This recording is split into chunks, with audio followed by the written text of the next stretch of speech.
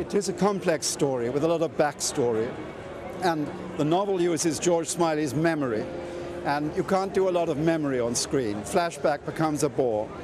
So actually to bring the whole thing into primary sequence was a real work of art. And for that I credit absolutely the two writers, Bridget O'Connor, who's the last dead, and her husband Peter Strawn.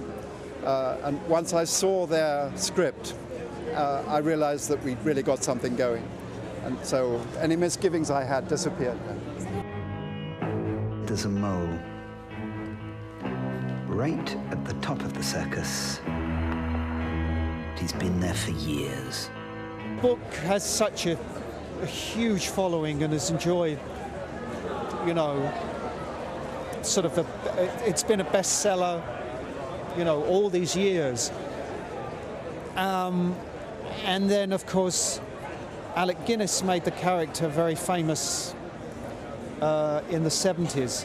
So you feel the ghost of all of that, the ghost of Alec on your shoulders a bit going in. But I approached it rather like an actor would a classical role.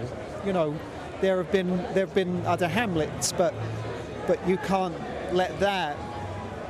You can't really let that get in the way, you know.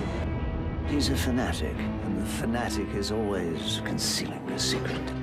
I think it has the pace that it belongs to it, and I think it's a very, very personal, very human story, as well as a thrilling puzzle.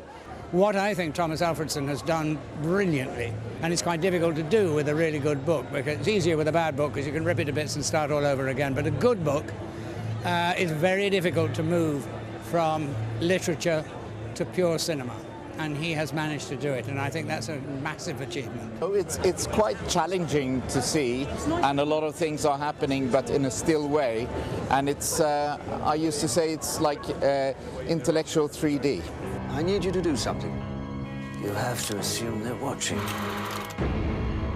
If you're caught... What the hell are you doing up here? You can't mention me. It's a great thing for an actor to do because it's all about subtle shifts. It's all about levels of truth and mask work where you have to earn people's trust, you have to be convincing, and those are all, well, it's daily work for an actor to be trustworthy and convincing in whatever you're doing as an actor. So, and the subtleties of this story and this era and this script, it was, yeah, very, very, very, very, very much something I wanted to do. It's always dangerous to start thinking of Tinker Tailor 2, as it were. There are other books we could do, but I would love them to be done separately and with the same originality. I don't want any kind of recycling. I know Gary would love to do another, I'd love to do another, but we have to come to it with a proper nervousness, without confidence.